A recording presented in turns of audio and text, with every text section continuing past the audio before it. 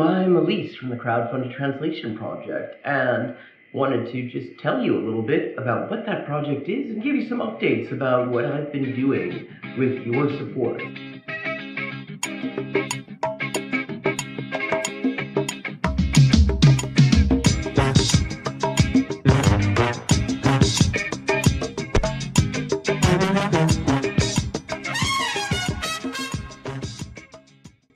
The Inessa Armand project.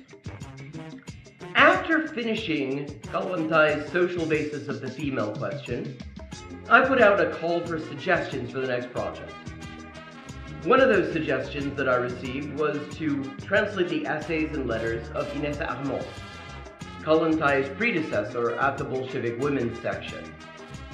Suppressed by Stalin and never translated into English, Armand's writings enrich our understanding of the Bolshevik women's movement in the run-up to the October Revolution and the early days of revolutionary Russia. With your support, I have been able to translate all of her extant essays and am currently raising the last $1,950 to cover the cost of translating the remainder of her extant works, which at this point is just her correspondence.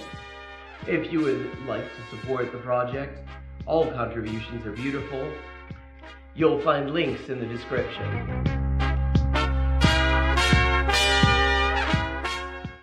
The Punto Final project is a project that is really just at its inception.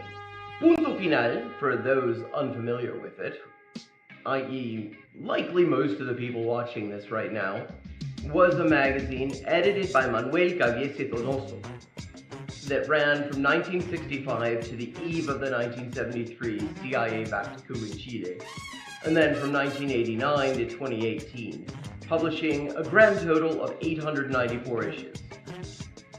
In addition to being a platform for theoretical and ideological debate, they were also a source of excellent political journalism. Their real-time analysis of political developments in Chile, the rise of the Unidad Popular, the looming coup, and the limits of electoralism has aged extremely well, and is well worth reading for anyone interested in the period. The Chilean left is sort of in a media bubble, and the Anglosphere left really doesn't do a great job of breaking that bubble and really building connections there.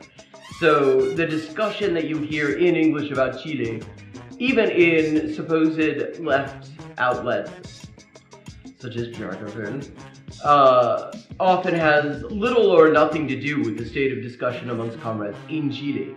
So this is part of my attempts to contribute to sort of breaking down that bubble and fostering some understanding of the thought amongst revolutionaries in Chile, both historically and currently. I have so far translated 7 articles, including a long read on electoralism versus armed struggle called Chile, the Ballad or the Bullet by Punto Final editor Manuel Caviese, and currently am working on various pieces of political analysis from the eve of the electoral campaign that would bring Salvador Allende to power, or at least to government. These include discussions of electoral versus revolutionary strategy and how and to what extent these things can coexist, discussions of US imperialist interference in Chilean politics,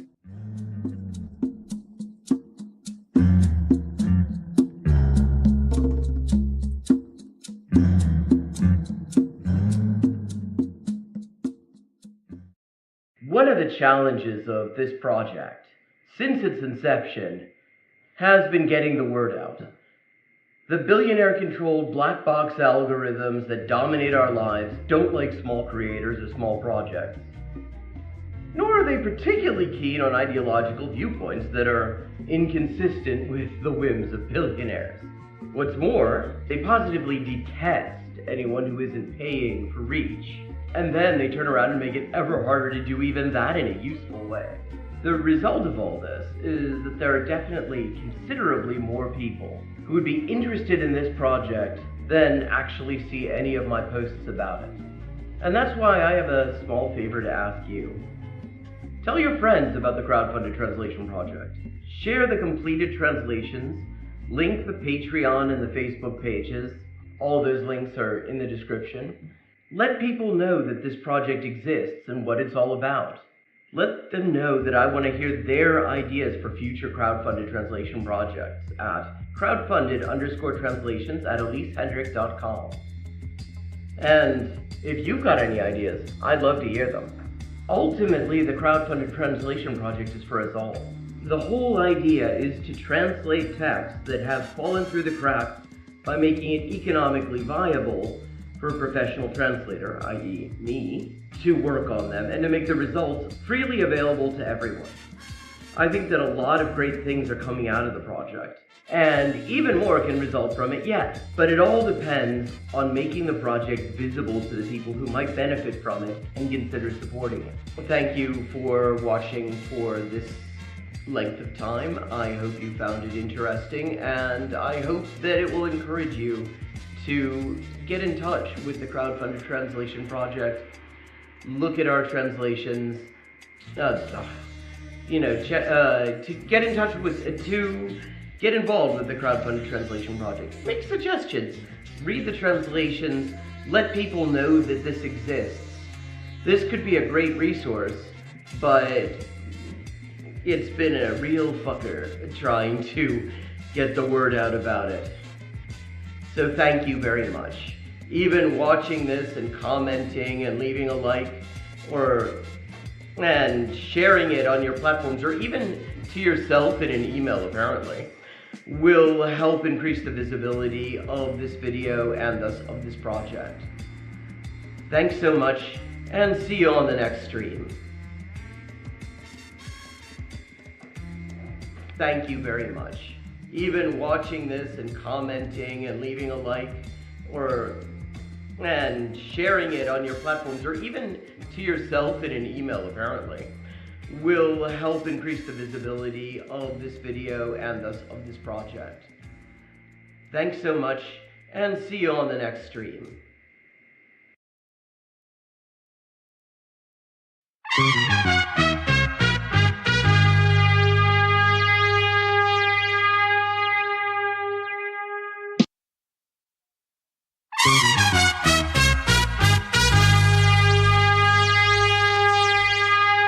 Hey, implicit connotations. Well, I'm Elise from the Crowdfunded Translation Project, and wanted to just tell you a little bit about what that project is and give you some updates about what I've been doing with your support.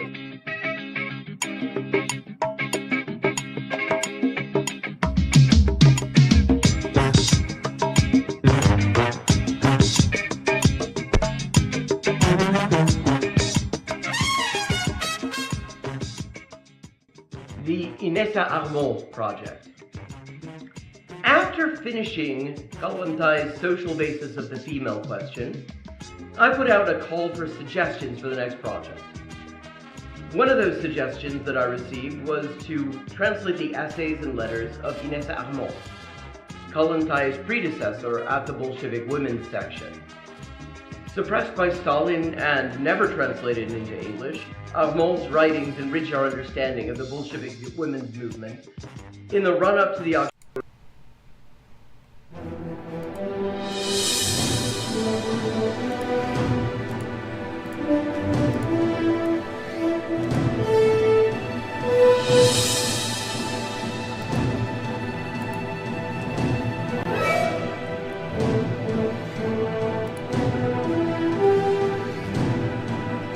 But welcome everybody, be sure to hit the like button, be sure to hit the subscribe button. I remember in middle school when you felt self-conscious if you were the last one to go through puberty. That really went topsy-turvy, didn't it? Sometimes the Hasbara, it's too much explaining yourself and it's too apologetic. Be sure to hit the notifications bell. I actually do believe Israel won't just bomb countless civilians. Be sure to tweet this out. Be sure to put this up on your Facebook. You have to be kind to people. Being kind is the guys in this mess in the first place. Put this up on your Reddit. Chile is a country. Be sure to cut and paste, a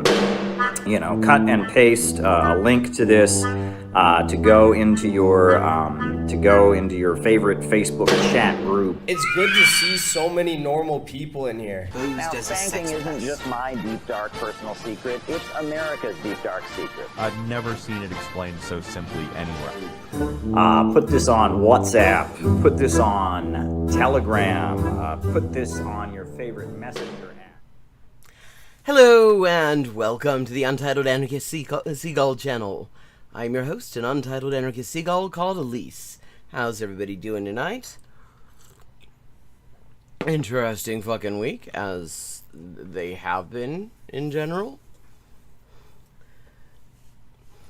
So, thought I might start out with something I haven't actually done here, but I think the occasion demands it, because we're entering this era of the most piss weak Red Scare ever. I don't mean piss weak in terms of the threat to the working class, obviously, but in terms of what it takes to be labeled a communist anymore.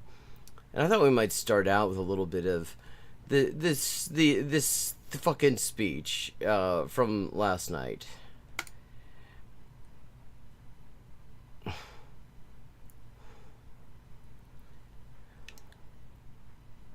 Let me know, as always, if I need to make any adjustments to the audio.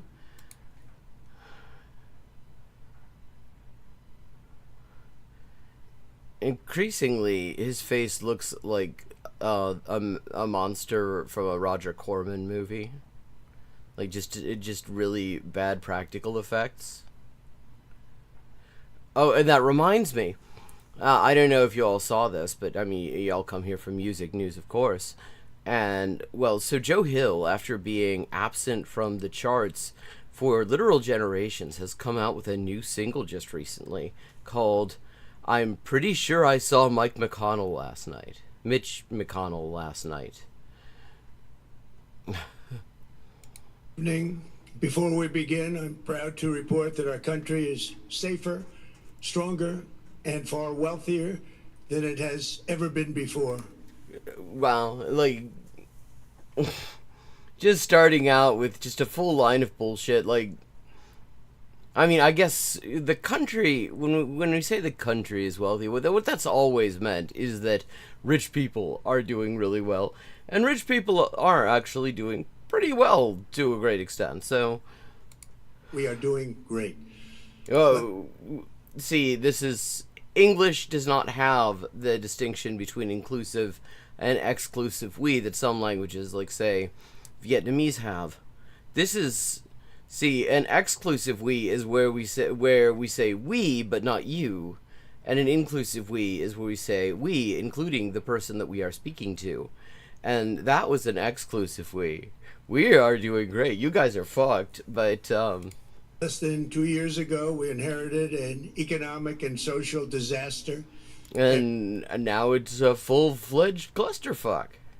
After the worst inflation in 48 years, the wide-open borders with millions... Wide-open borders. I mean, see, this is one of the things that would be so easy to push back on if the Democrats were actually at all inclined to do anything just resembling basic humanity when it comes to immigration policy, because the borders, especially the southern border, has never been wide open, and certainly hasn't been in a long time, because, like, Clinton built a fucking wall on it.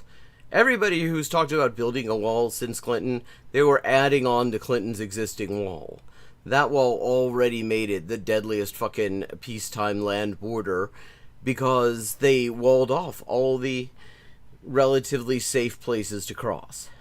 So now you basically have to go extremely inhospitable stretches of land in great heat with no services, no source of food readily available through the Sonora Desert, and lots of people die as a result, even without the direct intervention of the Border Patrol and their habit of sitting on lots of mass graves.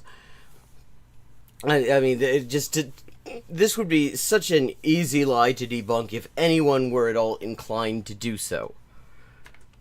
Millions of people pouring in from all over the world, including criminals of all types, and 11,888 murders, many of whom killed more than one person. Well, like, he's just making this shit up at this point. But, I mean, let's just remember, when there could have been a chance to actually offer a counterpoint to the city in the 2024 election, the Democrats could have said, you know, let's stop this bullshit, let's do the right thing and get rid of ICE and stop locking people up indefinitely in disease-ridden shitholes over not having the right paperwork and maybe not have the deadliest peacetime land border. And instead they said, you know, yeah, look, Nazis, Trump's actually a soy boy when it comes to doing Nazi shit. We will do the real Nazi shit on the border. Vote for us. And the result is that we have this discourse. There is absolutely no one. There's basically no pro-immigrant, no pro-immigration rights position being advanced anywhere in the political class, despite the fact that there is massive popular support for it. I mean, abolishing ICE is the mainstream position. Hey, Adria, a wheel of Gouda. Fun fact. In Cuba, a lot of pizzerias use Gouda as their default cheese. This knowledge I have courtesy of fucking around on Google Maps and looking at pizzerias in Cuba, and they pretty much all use Gouda instead of mozzarella. Transgender for everybody. Well, I mean, that's just based. In women's sports. That never happened. Crime ravaging our cities. No, I mean, actually, it was on the way down, which was absolutely nothing to do with the fact that the cops have this ridiculously bloated budget, because the cops don't do a whole lot about crime for the most part. The whole world was laughing at us. I mean, I don't know if laughing is the right word, because the U.S. was committing a genocide and the entire world was just sort of appalled. As a nation. But not anymore. Oh, yeah. I mean, if there's one thing that has changed, is that now people are laughing at the U.S. less. I mean, watching the U.S. flounder at an attempt at aggression against a second-tier power in a region that they like to think of themselves as completely dominating. Yeah, I'm sure nobody's laughing their asses off about that right now.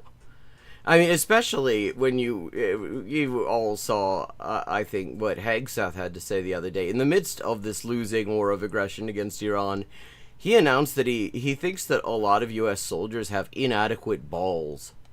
That they have a ball problem, he said, and he wants to make sure that they get assistance to improve the performance of their balls with, like, giving them HRT. So that's like one group of people they're okay with giving gender-affirming care to. But I mean, I can't wait for the Lego video that's based on that. 2 years ago, our country was dead. Now, we are the hottest country anywhere in the world. I mean, especially in terms of fucking wet bulb temperature. America is respected like we have never been respected before. Well, yes, because we've never been respected before, is the thing.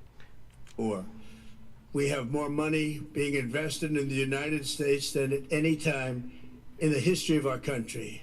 More Americans are working today than ever before. Well, that's a very cute, meaningless statistic, because that's just because the population keeps growing. A certain percentage is going to be employed no matter what, because there's stuff that needs doing. So just saying the number of people in this country who are employed is higher than ever does not actually mean anything about the number who are not. This week it was announced that inflation saw the largest monthly decline in more than 6 years. Just happened. It's just given out. The media reported it. I'm skipping ahead because this is not what I want to talk about. Take advantage of it.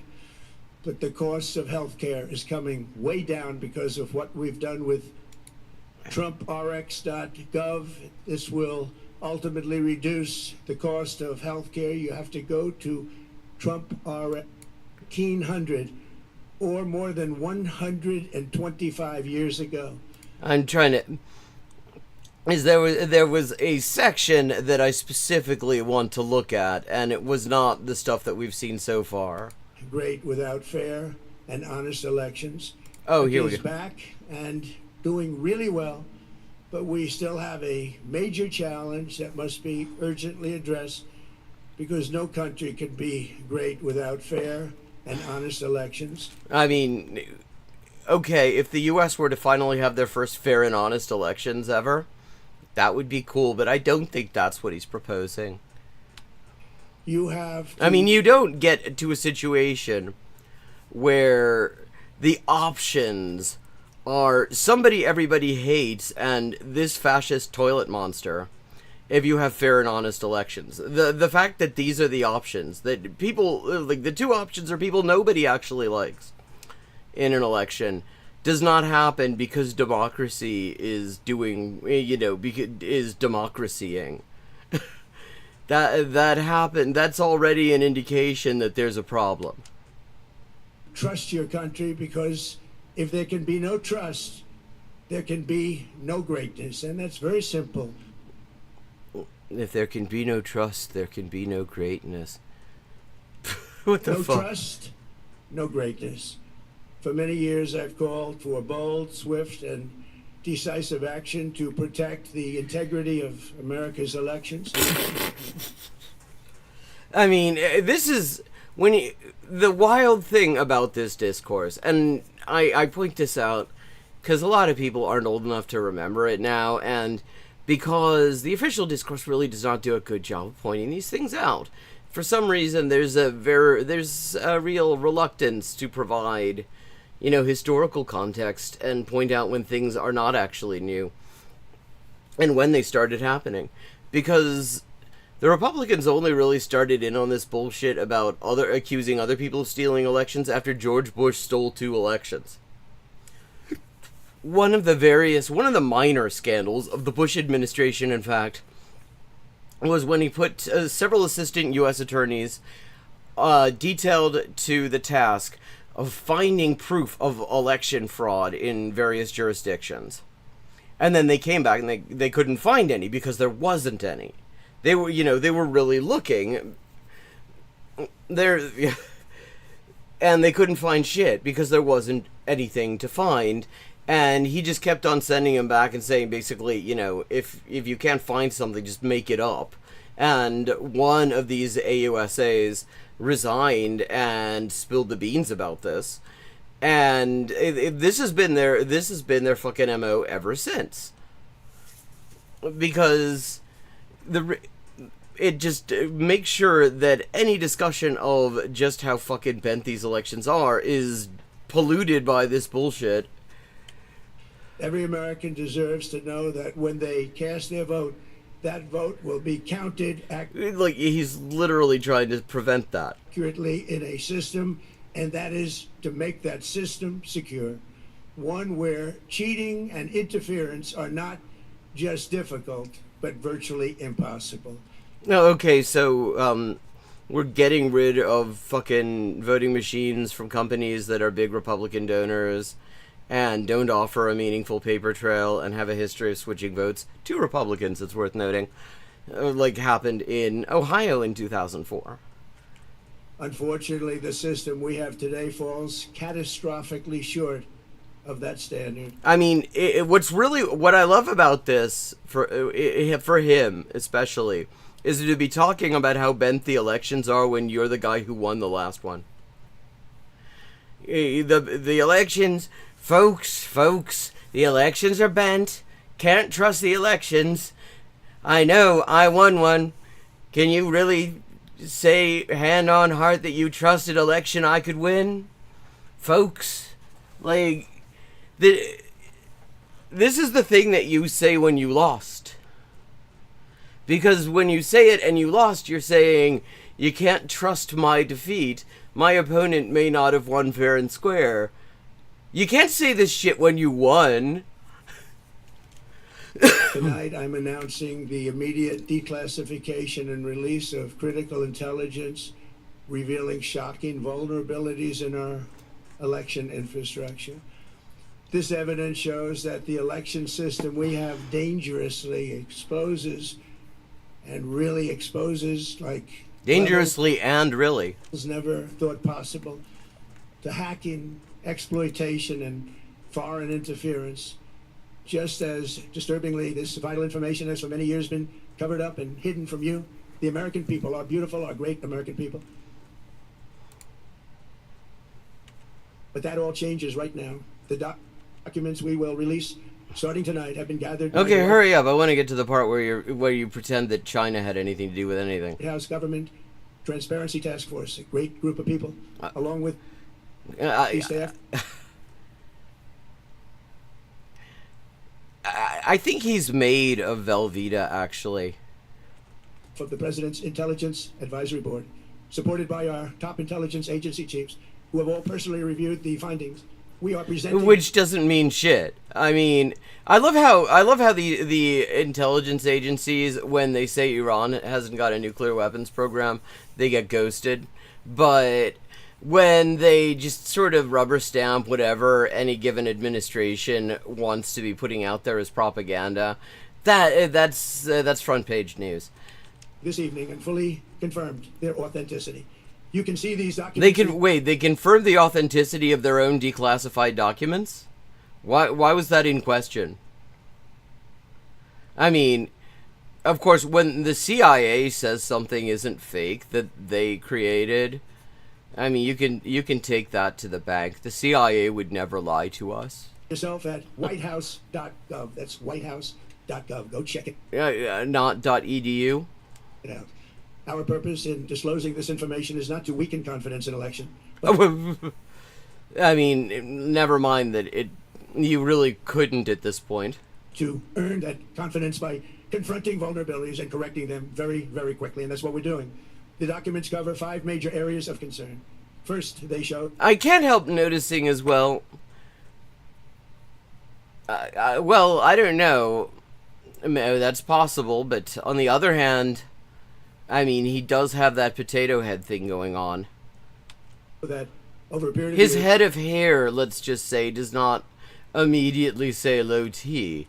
Starting during the 2020 election cycle, the People's Republic of China carried out what is believed to be the largest compromise of election data in history. Which, okay, assuming that's even true, let's just note here that this is an example, and not the first one, of him taking a line of bullshit that the Democrats came up with as distraction, and then throwing it right back at them and using it much more effectively, because the people he has to convince don't give a shit whether it's true or not. The people the Democrats have to convince want to actually, for the most part, are people who want to actually see some kind of receipts. The people he has to convince, they don't care. It's just a justification for them to do the shit that they wanted to do anyway. So, of course, this kind of bullshit will land better coming from him. China's illicit acquisition of... Yeah, that's exactly what I mean, Adrien. He's bald. Testosterone levels and baldness often go together. 220 million U.S. voter files. That information includes names, addresses, phone numbers, political party preferences, and other... Which does not actually mean anything. Okay, yeah, that is a breach of personal data, although... Sensitive data... I mean, what he's talking about there, though, that's public record. You can look up somebody's voter registration on the public record easily. That doesn't require a hack. That's how the electoral rolls work. That would be needed to register to vote and engage in other nefarious activities, which is exactly what was happening. Wait, okay, so the idea is that if you have the voter registration of a person, information that literally anyone can get, because that is a public record, that if you have this information that's in the public domain, you can just register to vote using it. That's not how that works. This data loss presents an unprecedented election security nightmare. The intelligence even shows that China assigned a data exploitation unit specifically to this new project. Wow, so China is doing what all countries with an intelligence service are doing these days. It would be so weird, wouldn't it, chat, if it turned out the U.S. was also doing this? Like, for example, if the U.S. was just openly putting their finger on the scales in other people's elections, like, say, in Venezuela, say, in Colombia, in Ecuador, in El Salvador, it would take me a while to actually run through all the countries that, just in the past couple of years, the U.S. has just openly interfered in the elections. Compounding the travesty, the second set of documents we are releasing reveals that members of the deep state, very, very famous group of people, in many cases, Wait, okay, so they're members of the deep state. Our intelligence agency worked to actively suppress and downplay information about the extent of China's sinister election meddling. Okay, that actually sounds very WMD to me, I have to say. Covering it up from both the president and the American people like nobody thought was possible. Okay, so, what this sounds like, actually, because we lived through this with the fucking WMD thing. There was something, okay. The way the intelligence analysis process is supposed to work is you get the raw information. It goes to analysts.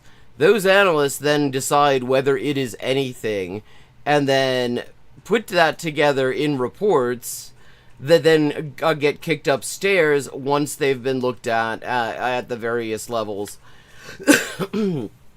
And when Bush needed some bullshit to apparently prove that Iraq had weapons of mass destruction and was an imminent threat and all that bullshit, what they did was set up something called the Office of Special Plans. And the point of the Office of Special Plans was to skip over the analysis process, the entire vetting process that is supposed to make sure that what you've actually got is something that is at all useful.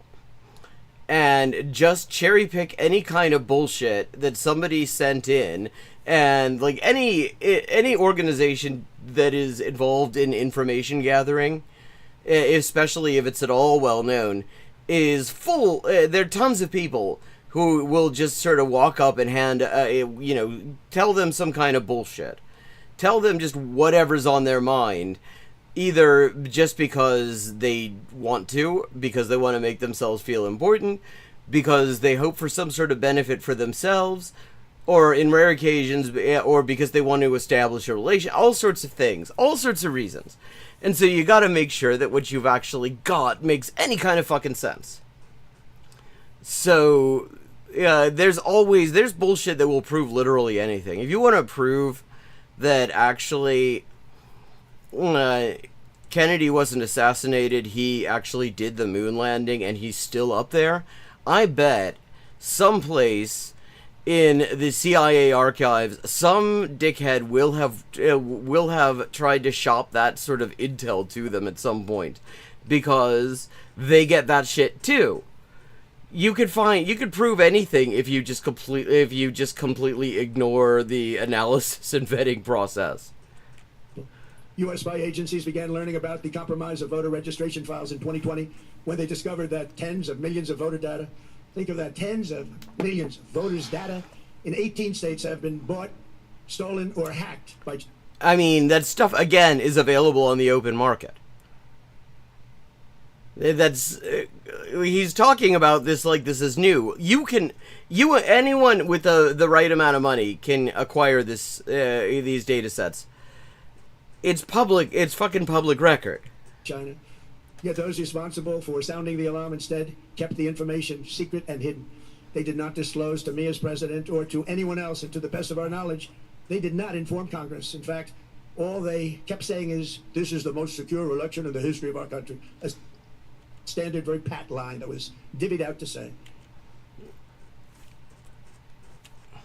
that China engaged in other election-related... I mean, so far he's come up with absolutely nothing. This is a complete nothing burger. So, China acquired voter registration information. That is public record information. Literally anyone can get it. All sorts of companies in the U.S. have it. It's easy. It is one of the ways, actually, like, if somebody skips out on bail, one of the things you will look for, if you want to find them, is voter registration information, because that'll include some addresses and things like that, and it's a public record, you can get to it. So, I mean, the one thing that he has said is not even evidence of anything being compromised, it is just accessing public records. Used to undermine my first.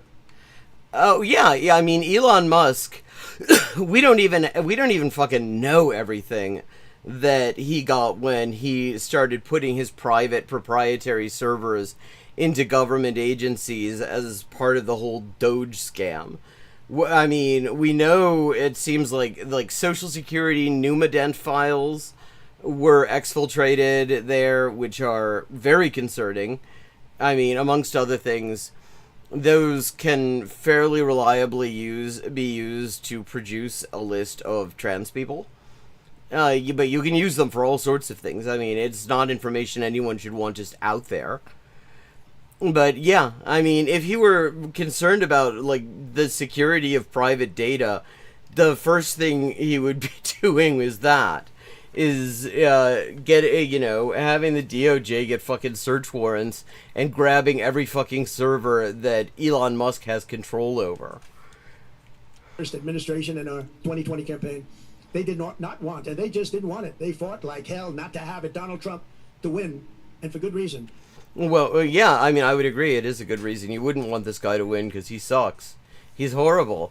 Like, he's, even for the ruling class, he is, in many ways, not great because he's bad at imperialism. He's actually bad at state terror.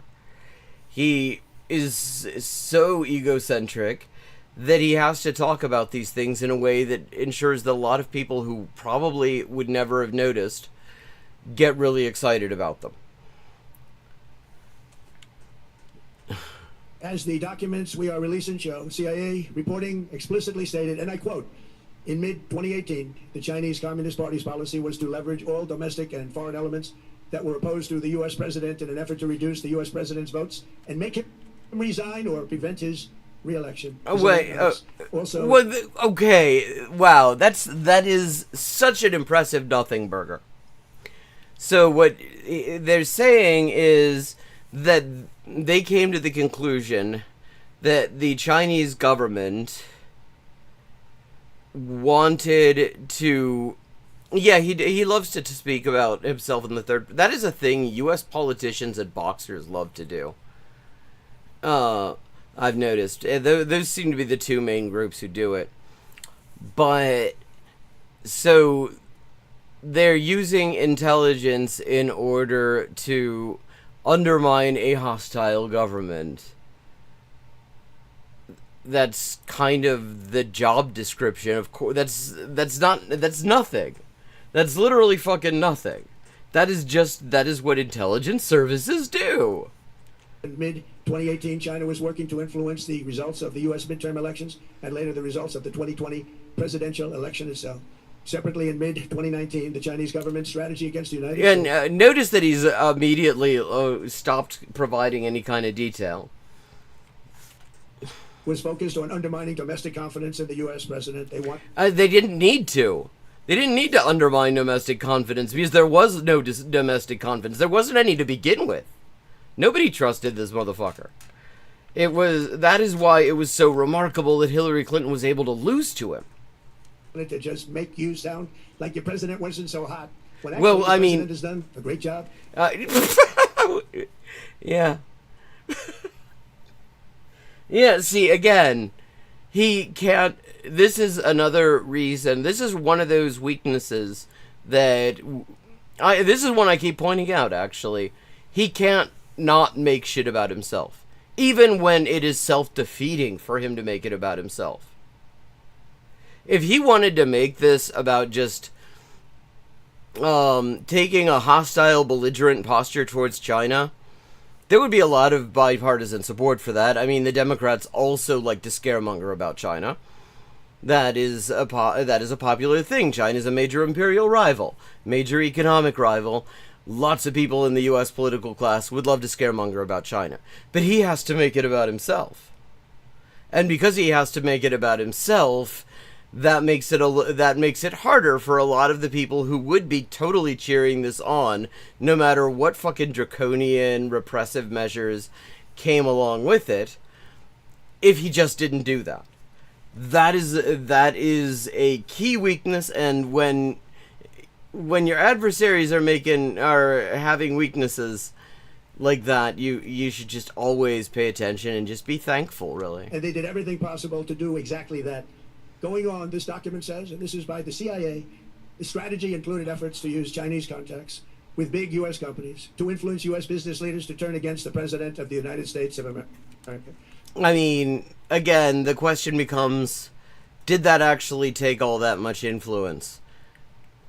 This does not, I mean, when they're describing it in terms of it is the policy of, what that's not saying is they actually did things.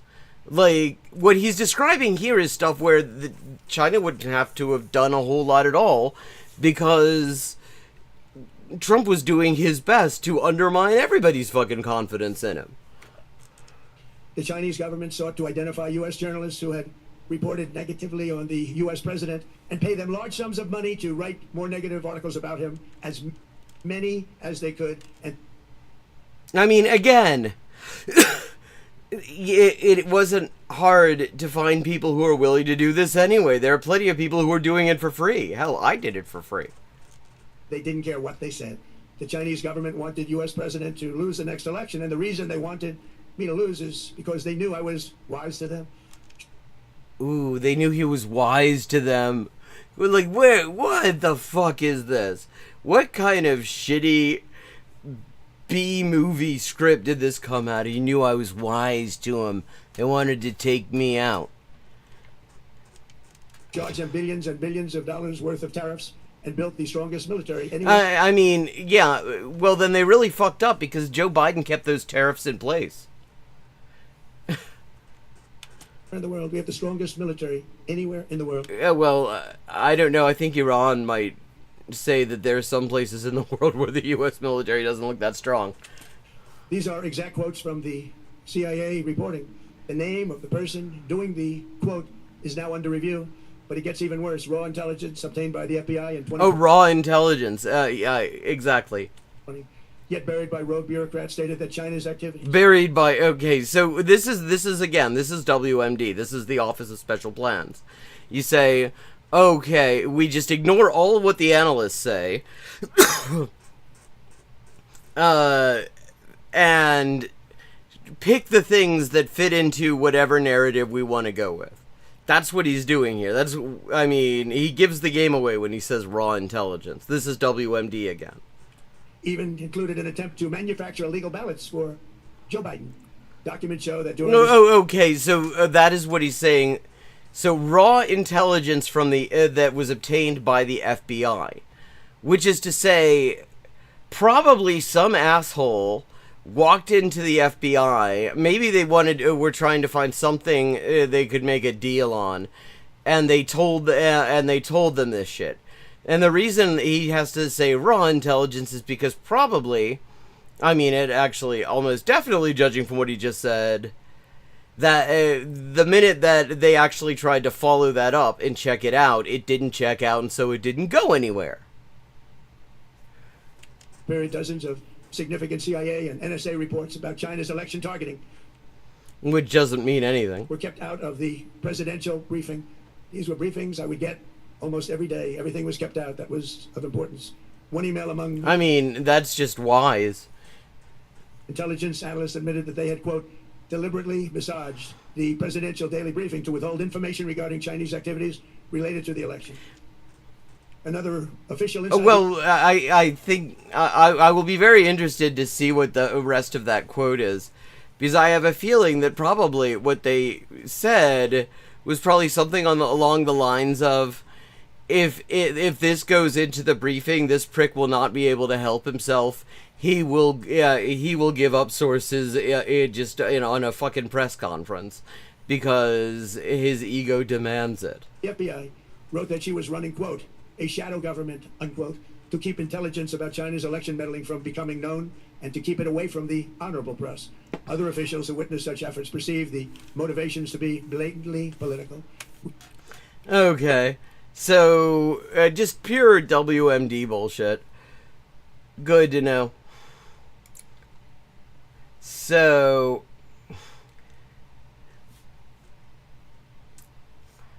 apparently, Lance from the Surfs and Francesca Fiorentini got into a little bit of something over that gift that it keeps giving, that wonderful, the Abu Ghraib Nazi. And I'm quite curious to hear what that's going to be. So I thought we might have a look at that. Because, I mean, when you get down to it, a lot of people showed their asses on this.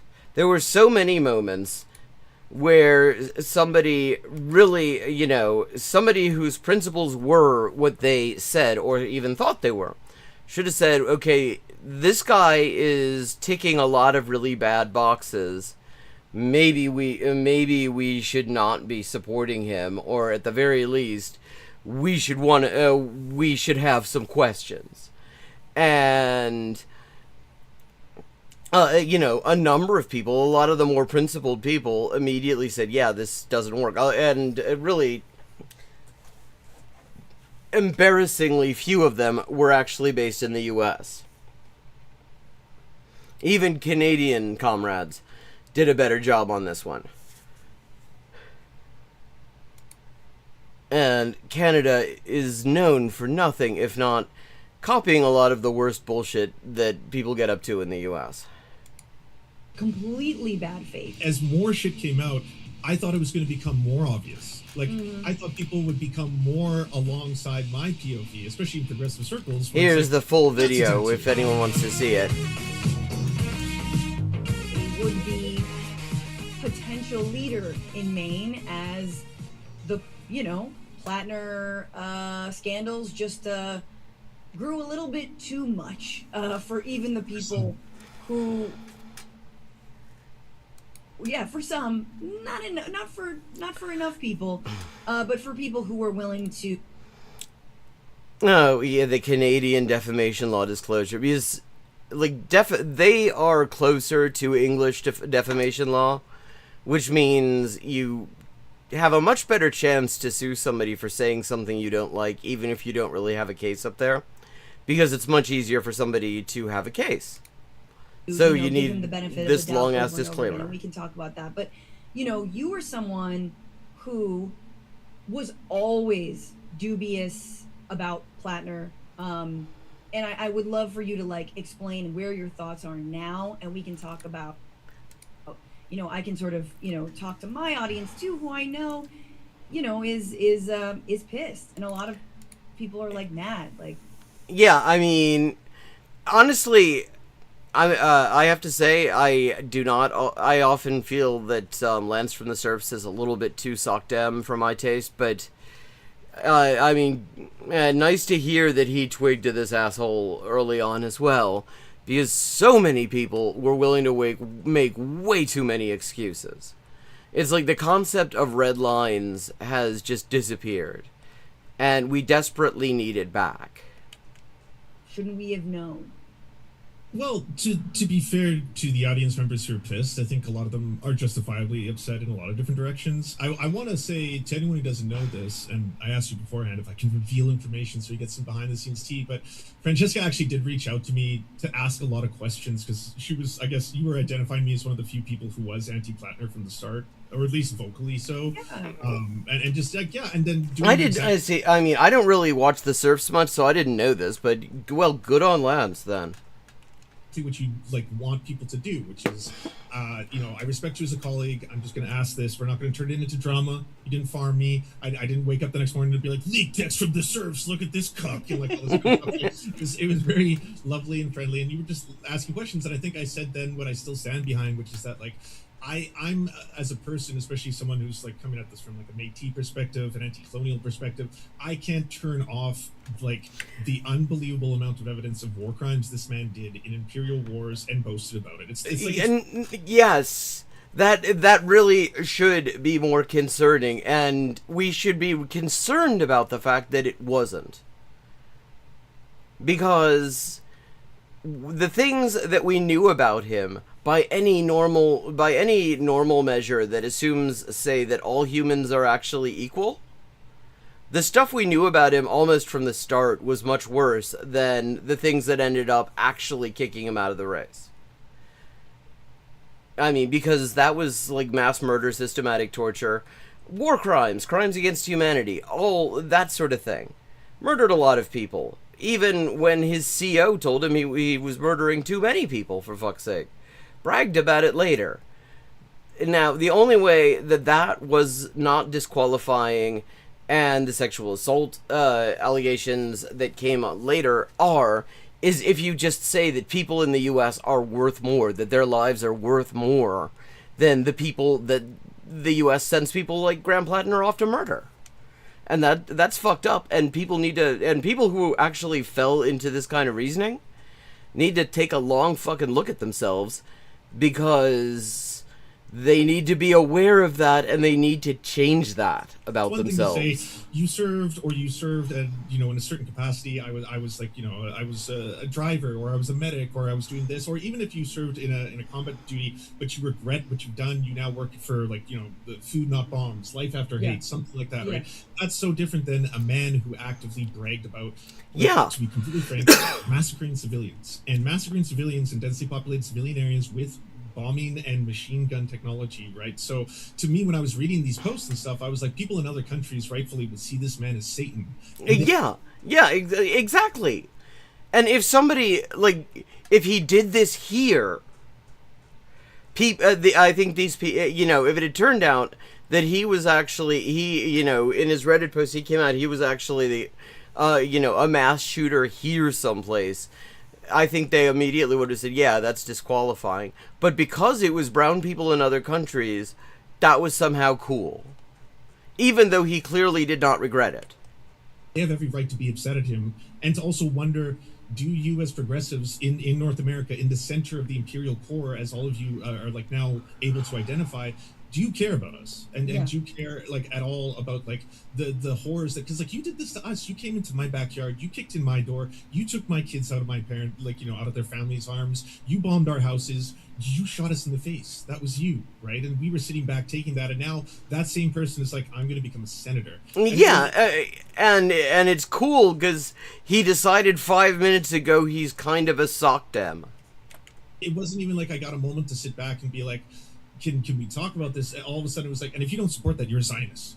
And then I was like, if I don't support that, I'm a Zionist. Why are we using suddenly the Zionism, because he's going to get into power and do all these great things? And this is where, this was a thing, I don't know if I feel like maybe I mentioned this last week, but it bears repeating. One of the things that really started to concern me about the way the genocidal atrocities in Gaza were being presented, or at least commented on early on in late 2023, 2024 already, was that often it was done in a way that would often try to whitewash U.S. atrocities by comparison, as if the U.S. actually had a cleaner record than this, when the U.S. has a fucking dirtier record than this. It got to the extent where people would be like, yeah, nobody's done anything as bad as Israel. It's like, well, not almost nobody. Almost nobody. The U.S. is right there. They've done plenty. They've done way worse. Repeatedly.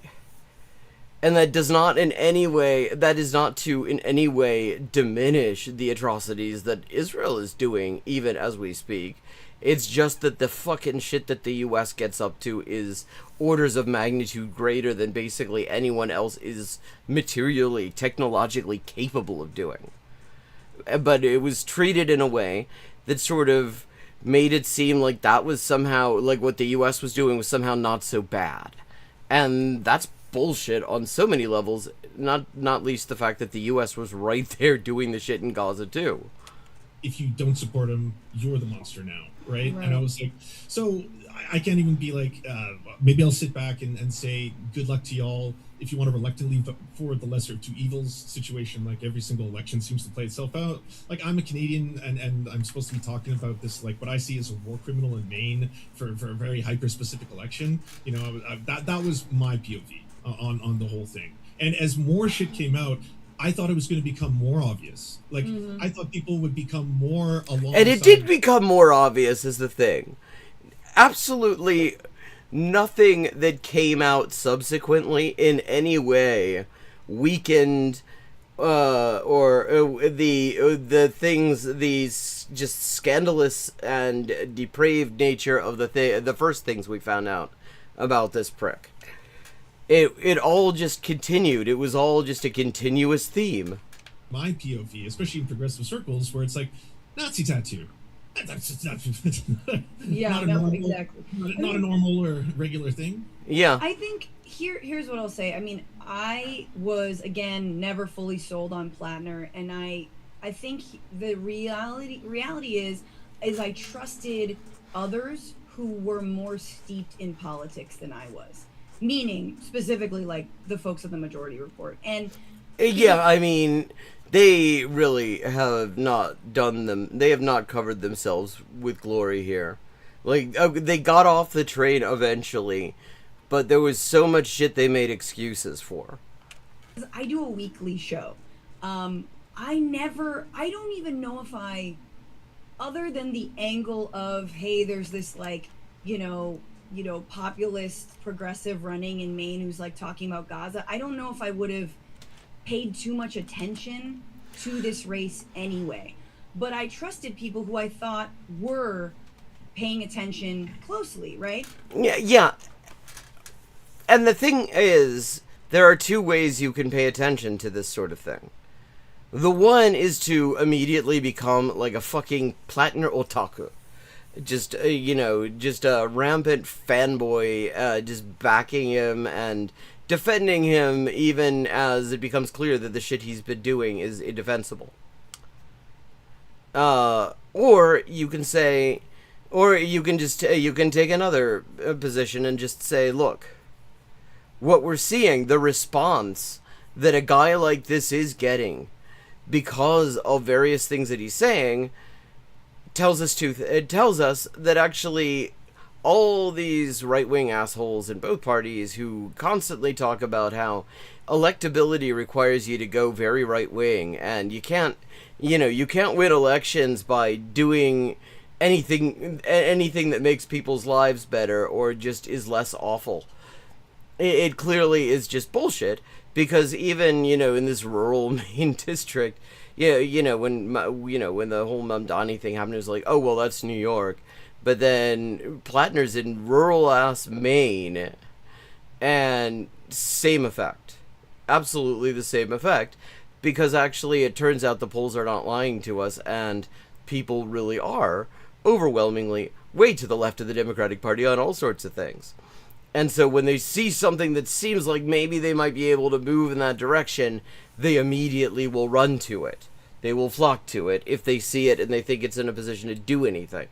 And you can look at it that way and look at it as the phenomenon, and then you don't have to be at all tied to the absolute piece of shit who was generating the enthusiasm,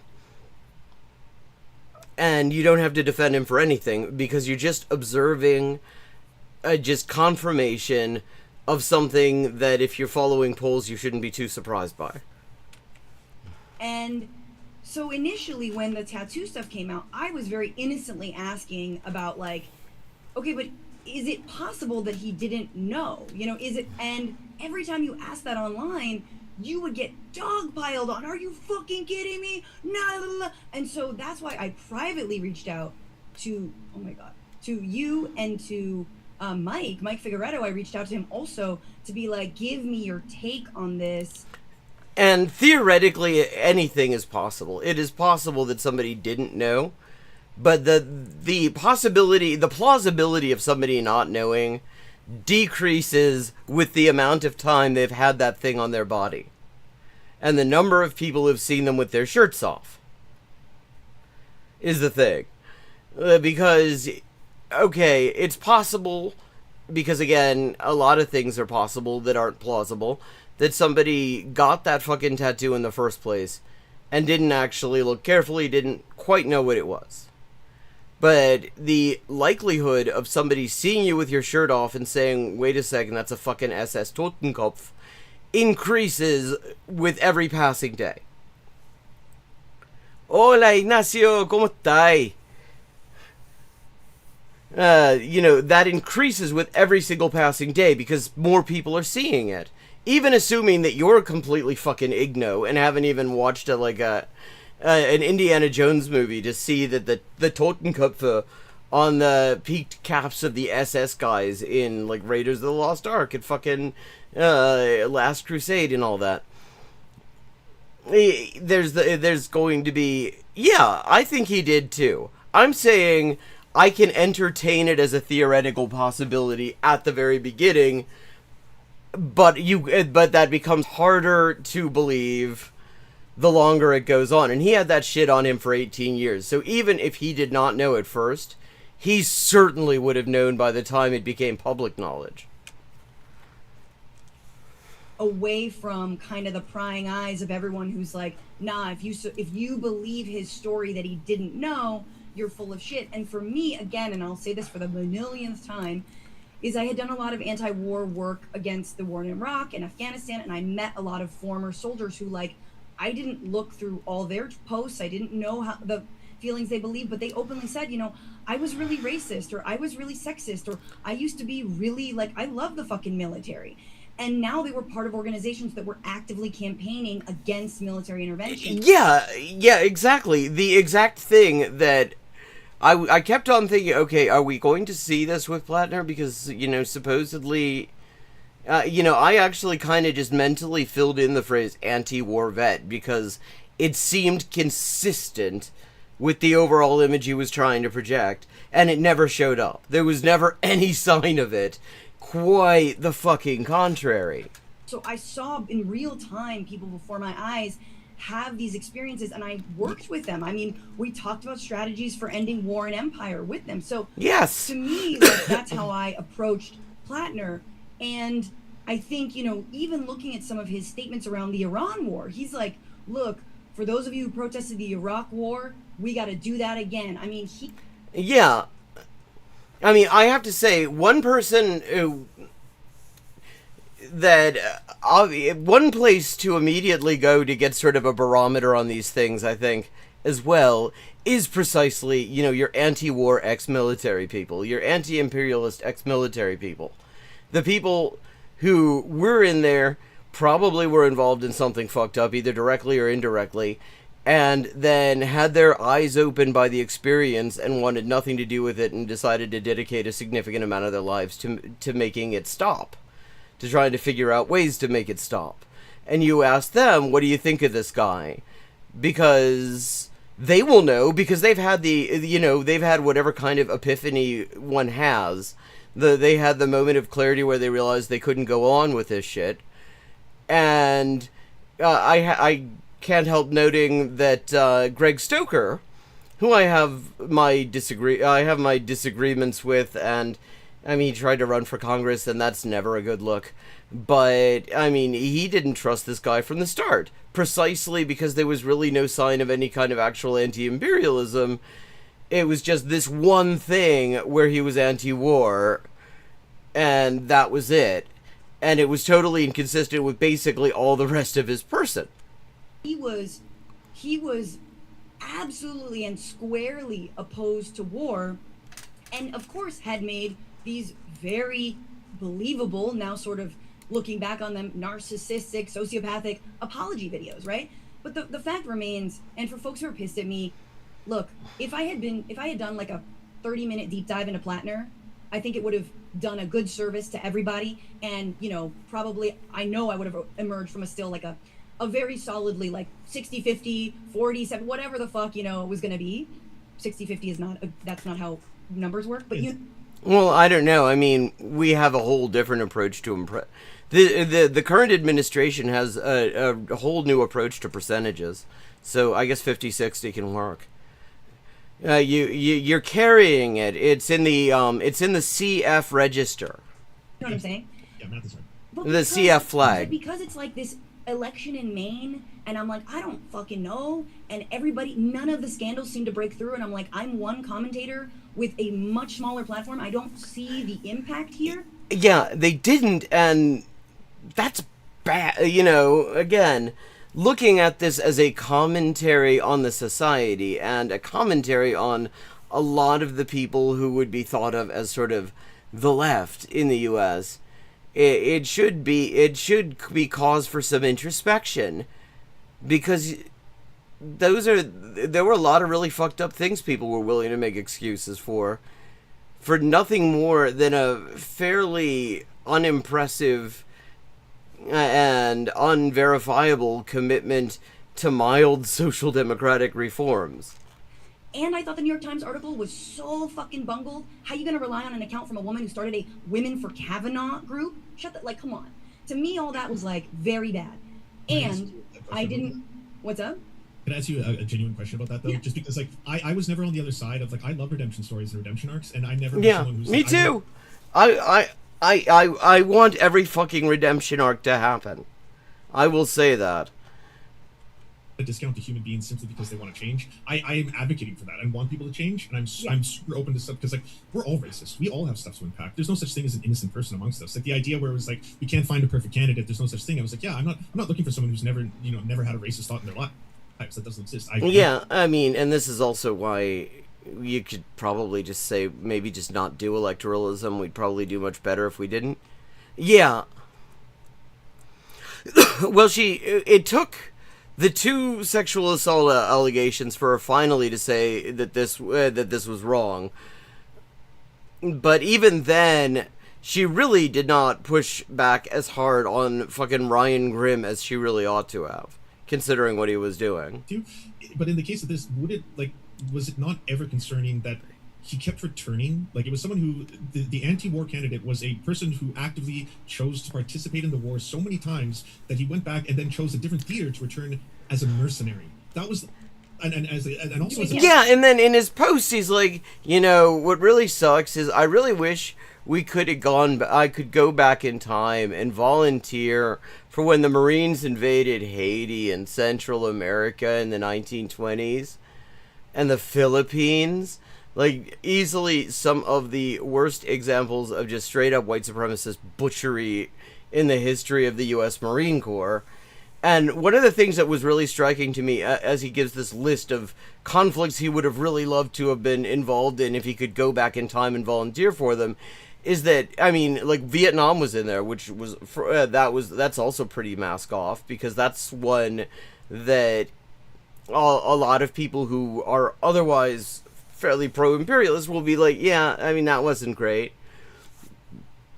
But I don't believe that the Post said that he would want to go to World War II, and it's like, of all the fucking wars the U.S. military has been in, the one where you could most readily squint your eyes and say that they were definitely, for much of the time, yeah, exactly, them too, on the side of the angels, was World War II. The one where they fought people who wore the Totenkopf that he has on his fucking chest, and that wasn't in the Post. I didn't see it anyway.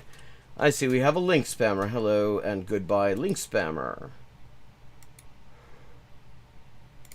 Ciao, Will.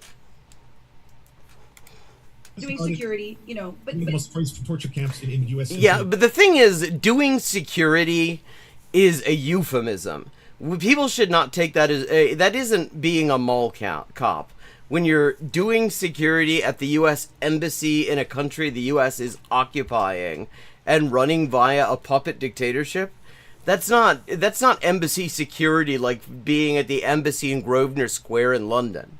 Okay, that's not the embassy in fucking Ottawa or Santiago even.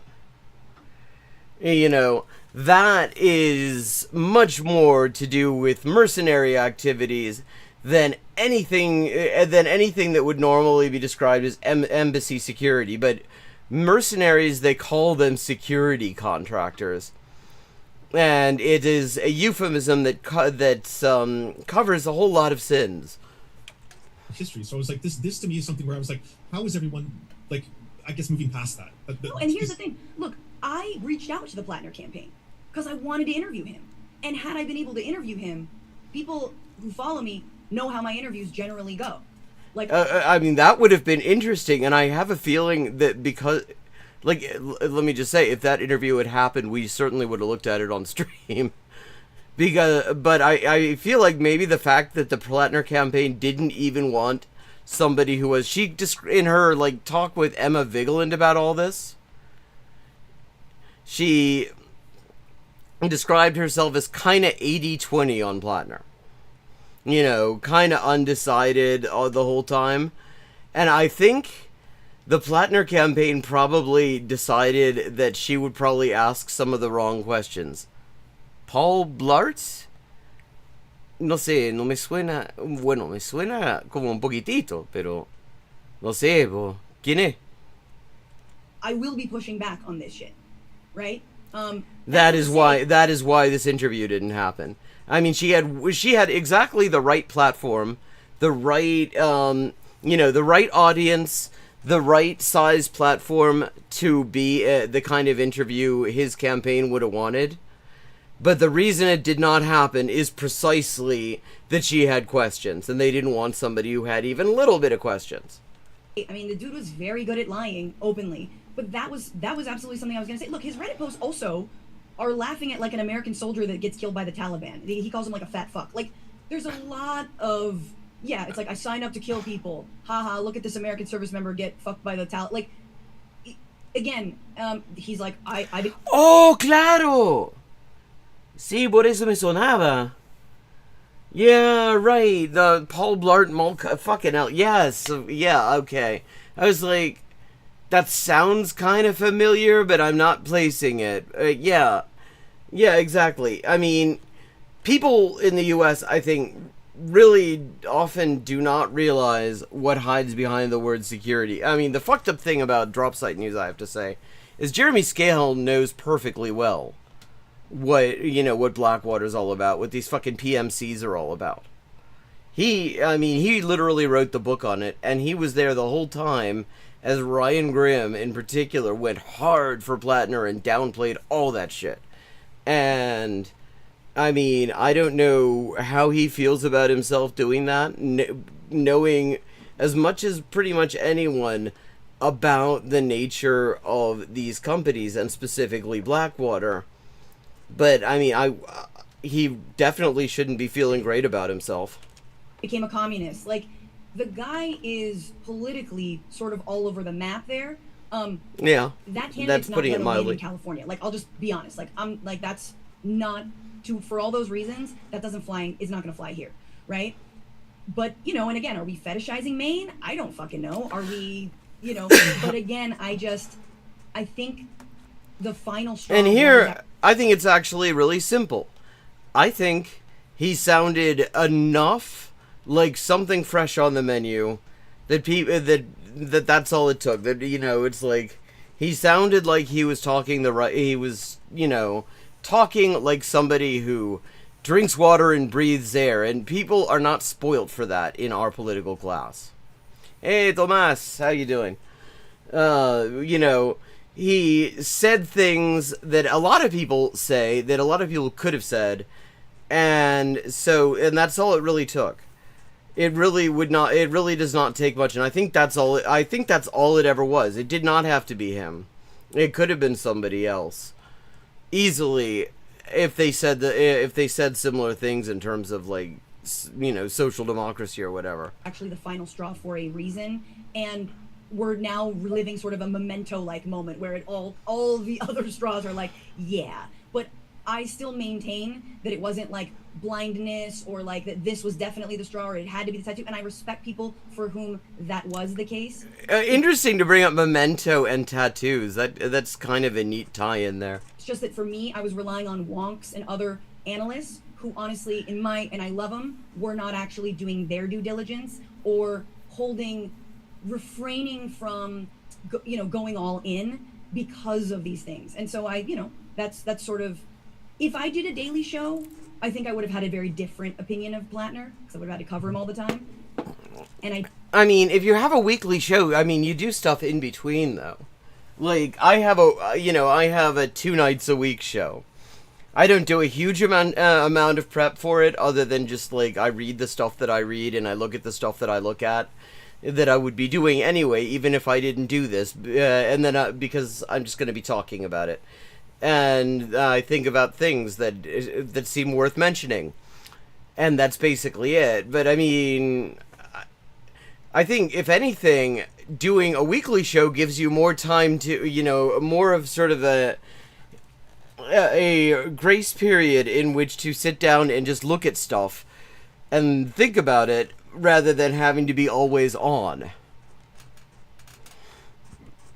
I mean, I don't know how, like, political streamers who are doing it for, like, 8 hours a day, every single day or whatever, or sometimes even longer, I don't know how they manage that. Because if you're always on like that, when do you get a chance to fucking really think about it and reflect? You need that time if you're gonna have any kind of a sensible take on anything that does not that is novel in any kind of a way. I didn't, and I don't, And I think also for a lot of people, like, you can't be expected to cover every local election and know the intricacies of every part. I think that's entirely true. I don't want to throw stones, because I've been firsthand someone who's been wrong on other content creators and introduced them to other people. Like, I mean, yeah, like, and I will say he's been quite wrong about Bernie Sanders, like, to the extent that I've seen him twice, and this is going a while back. I'm not saying that he still says this. I don't know for sure. But he actually had said a number of times some years ago that, like, Bernie Sanders invented the whole 1% thing, the 99% versus the 1% thing, and started that whole discourse when actually it's the other way around. Occupy put that into the public sphere, and Bernie Sanders rode that wave, and he rode that wave a long way. Yeah, so, I mean, he has not always had great takes on these things. I mean, same thing, like, I think he gives, like, the Young Turks way too much credit. I mean, he's, not to say that he's, like, backing them now. He absolutely is not. But I think he gave them way too much credit for their supposed contributions politically in the past. Much more than they actually deserve. But, I mean, he's spot on about this. Illuminati famously was like a super canceled person on YouTube, and I was one of the people who had introduced Illuminati to various other content creators. So I'm not saying that, like, I'm above the fray, and I've never not had the wrong instincts about anyone ever, right? I think this though, it should be a learning opportunity, not because I want people to self-flagellate, but because I think the right adapts and changes very, very quickly. And if I was someone who wanted to stop... I saw a bit of it. I saw... I think it might have been one of the very first videos they put out where it's fucking about Alex Jones died by blowing up like a balloon or something like that. Yes, I mean, and Tim Heidecker, I will have to say, he's a lib, but he gets that voice spot on. He does the Alex Jones voice so well. It's actually uncanny. Zionist and anti-colonial movements, I would learn from this and be like, what was really effective? Even though he wasn't a plant, he may have well have been, because everyone started moralizing and talking over each other and trying to silence other people when they spoke about it. If you brought it up in any direction, all of a sudden, it was just so effective at splitting all these people apart, right? Yeah, and as yeah. points out, right, like it's really unfortunate that it's done. And it also caused a lot of people to just show their asses. A lot of people had far fewer principles than a lot of people would have given them credit for it, including, I think, possibly themselves. As it did, but I still don't think any single person, especially in the global south, is unjustified in being rightfully like, how can I trust you? In terms of content creators, leftist big, I know we're small in comparison to someone like Hassan, but we still have platforms, we still have voices, we still have like a responsibility. I get why people from other countries would be like, I knew he was a monster from the start, and then how many did y'all need, right? Like, why is Yeah, it like, I mean, just thinking about, like, the list of countries again, where he was, like, the places that he would have loved to go back in time and volunteer, and it's like, you know, anyone in Latin America who isn't just, like, a fucking latifundita is looking at this like, wait, he wanted to be with the Marines in El Salvador in the 1920s? He wanted to, like, be in the invasion of Santo Domingo, well? Like, this guy's a fucking Nazi. Hey, like, get the fuck away from me. now that because he did monstrous things domestically, that you're willing to be like, oh, so that is bad. What was being done to? I mean, he was in Maine, so I mean, it's really there's a country club right on the border in I'm not sure. Is it the French speaking part of New Brunswick, or is it still Quebec? Not entirely certain. But this country club actually has the border run right through the car park. And the way Graham Plattner's denouement has happened, you could very much get the idea that if he had just done his sexual assaults in that country club and carefully made sure anything bad happened on the Canadian side of the border, that it would be cool. That he'd still be fucking... that he would not have dropped out or anything. Iraqis, when it was being done to people in Afghanistan, that was okay? Or that was... You can even draw... What I would say is to that is I just feel like you could also draw a line to, like, Donald Trump. Donald Trump saw the writing on the wall in 2024 in a way that the Democratic Party was unwilling to do so. And, you know, remember his line of, like, Chuck Schumer, he hates Israel. Chuck Schumer hates Israel. And then wink, but I guess he hates Palestinians a little bit more. Like, Donald Trump... No, yeah, but then he also, it's worth noting, started using Palestinian as an insult and calling Chuck Schumer a Palestinian, which, I mean, that is an insult. It's an insult to Palestinians. Like, the worst Palestinian does not deserve to be lumped in with Chuck Schumer. Knew that you had to touch the Israel-Palestine rail in order to get a little bit of a boost in 2024 because there's a fucking genocide happening. And it was bad faith. It was completely bad faith. And so I think, to your point, having scrutiny over people who are able to capture the political moment, say the right things. And I actually, I deeply disagree with the idea that character doesn't matter. I do think character matters. Not just having scrutiny, though, just having standards. Having some standards about what the right thing is. So there's this idea that, I mean, I have to keep coming back to it. A lot of people would probably say that, like, red lines died in Rafah. And I can see why you would say that, because, I mean, supposedly, in a major operation in Rafah was Biden's red line, and it turned out flattening Rafah did not count as a major operation in Rafah. But the thing is, they already died a long time ago. And it's been remarked on for decades. I mean, I grew up with Mad Magazine. It's one of my, like, formative comedic influences. And I remember in the when Reagan was leaving office, he did this thing. It was like, remember when? And one of the things was, it was this picture of, like, on the one hand, you had Richard Nixon leaving office and looking all sheepish and, like he did. And then the other side is fucking Ronald Reagan leaving office with, like, a ticker tape parade and all this shit. And it goes, remember when a president of an administration rife with corruption, hypocrisy, and lies had to resign in disgrace. And it's like, and, like, Reagan didn't. Like, it's Nixon. Nixon, on a certain level, was dealt with unfairly when you look at the way that everybody after him was treated, because all of them did worse shit. Nixon walked so that these motherfuckers could run. Reagan, Reagan did worse shit. Clinton did worse shit. Bush did worse shit. Both of the Bushes did worse shit. Obama, Trump, all of them. All of them did worse things. And there's no such thing as disgrace. Yeah, there's nothing that politicians can do, where they are suddenly beyond the pale and you never hear from them again, and they just sort of retire into a hut someplace and write memoirs that no one will read. Yeah, you know, like Rahm Emanuel is back on the scene. Nobody wanted to hear from him. And James Carville, like, we were supposed to be done with that motherfucker in the 90s. The problem is, I don't think you have to have Ivy League character in order to, to be in politics. And of course, Plattner, not actually that working class, but also, yeah, I know. It is a learning experience, and I agree with you. And I appreciate your candor, and I appreciate people who can be like. Well, that's why I want to start by saying, like, thank you for actually doing the thing that everyone. Wait, okay, I have to say, I'm somewhat disappointed in this title. I was promised a heated debate between Lance and Francesca, and that didn't happen. It was a good discussion, I will say, but not a heated debate.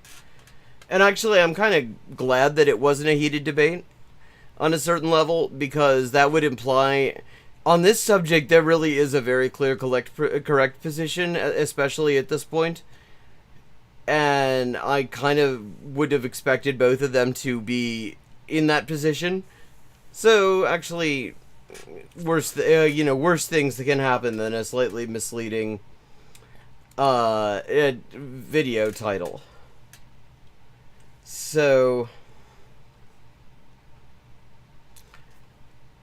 we're kind of closing in on it. And I got, okay, a while back I actually did a couple of videos looking at old US anti-communist propaganda. And I became aware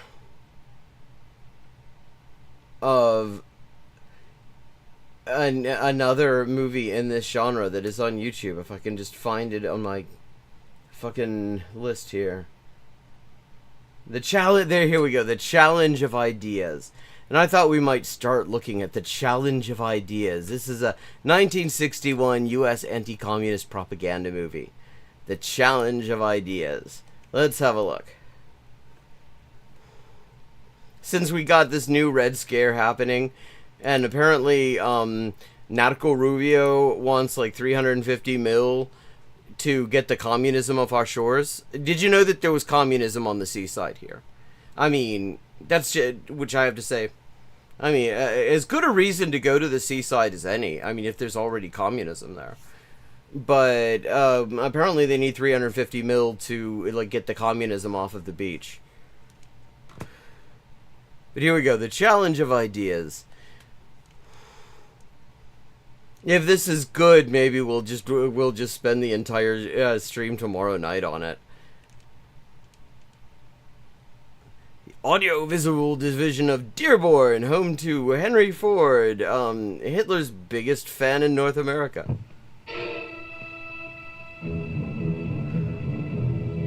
Holy shit. It's a globe. The globe is going to eat us. The entire globe, even as it trembles in passion with the birth of new nations and shrinks in the hand of a dispassionate science, is today the site of a momentous conflict. As each side attempts to prove to the world the superiority of its position, the conflict is fought with the words of diplomats, with gestures of friendship and help to uncommitted countries. Help. Help in the form of, like, overthrowing their governments. Even with cultural demonstrations. It is fought, indeed, on every level of man's experience, for the stakes are high. As one of the adversaries in the conflict, we see a challenge as great as any in our historic past. A challenge not, we hope, to be met and joined in battle, but to be faced and fought in the hearts and hopes of men. And so we bring you yet another tired anti-communist propaganda movie. It is the Challenge of Ideas. How about the Challenge of Title Case? Like, seriously, like a consistent, and you're kerning. Yeah, like, deal with the challenge of kerning here too. I spend way too much time fucking around with fonts on GIMP to look at this and not be immediately frustrated. Like, what the fuck even happened here?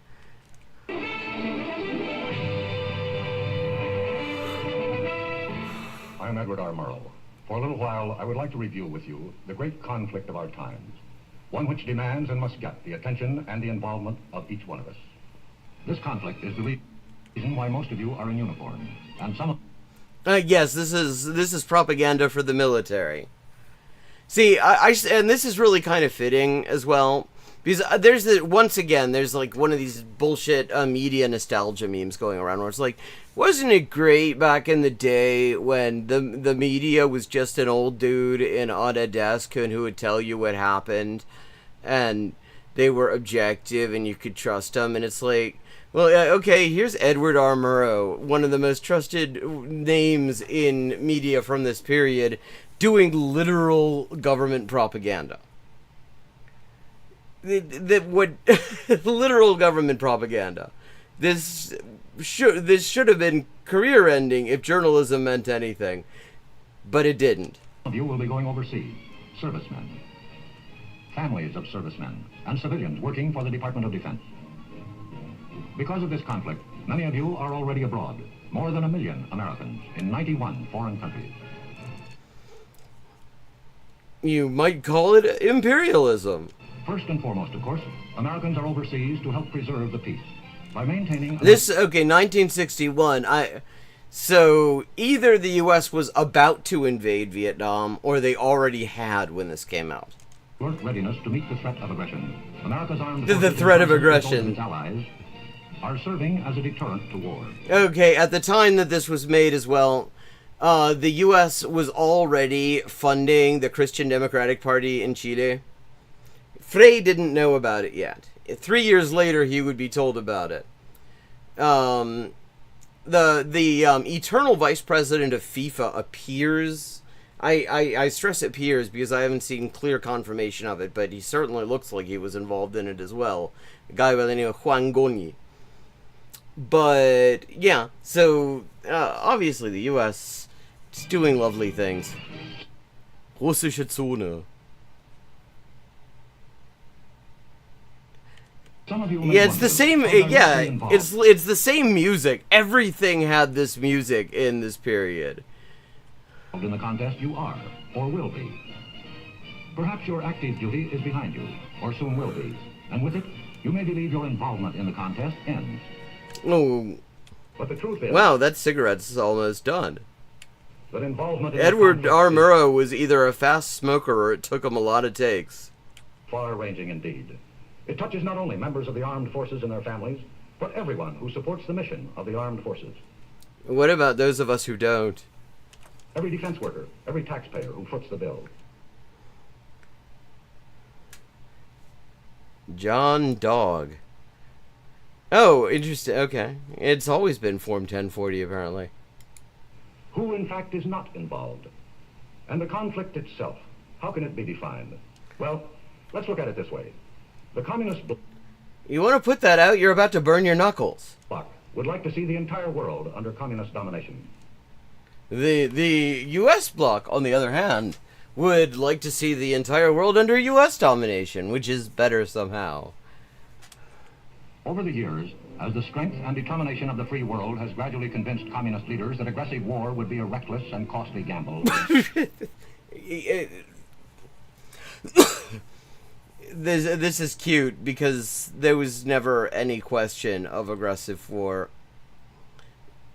Because Russia, the Soviet Union at this time was still recovering from the World War II. And everybody who was involved in planning in the U.S. knew perfectly well that the Soviet Union was not interested in starting anything because they were pretty sure they couldn't finish it. They wanted to rebuild their economy. They had other things they wanted to be doing. In fact, at this time, they were doing all sorts of disarmament talks. Okay, 1961 is when the Berlin Wall was built, but the Soviet Union had actually a couple years before offered the U.S. and the Western Allies a unified Germany in exchange for just making sure that it was neutral.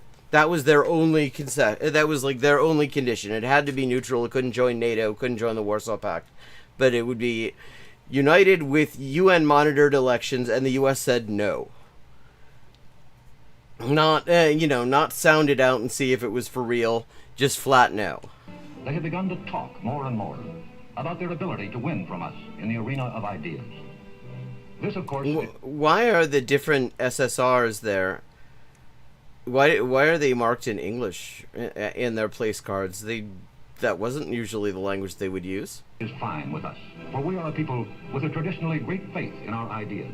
The ideas that have moved... The ideas of looking upward into the nostrils of white dudes. ...mountains and created wealth and shaped us as free men. And we are confident... Wow, I mean, the mayonnaise. History can do no other than award us the victory in any contest in which ideas are the weapon. The idea apparently here was a triangle. They were competing. There was an equilateral triangle gap, and they were trying to beat the Soviets with the equilateral triangle gap.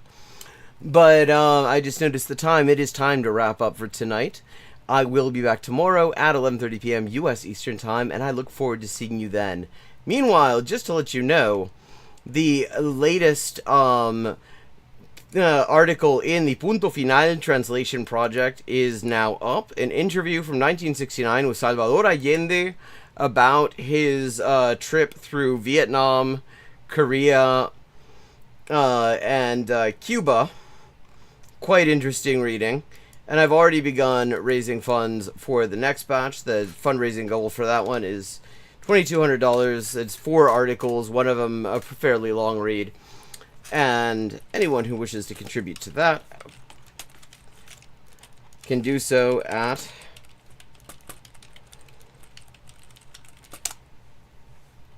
So have a good night. I hope you enjoyed the stream, and I look forward to seeing you tomorrow night.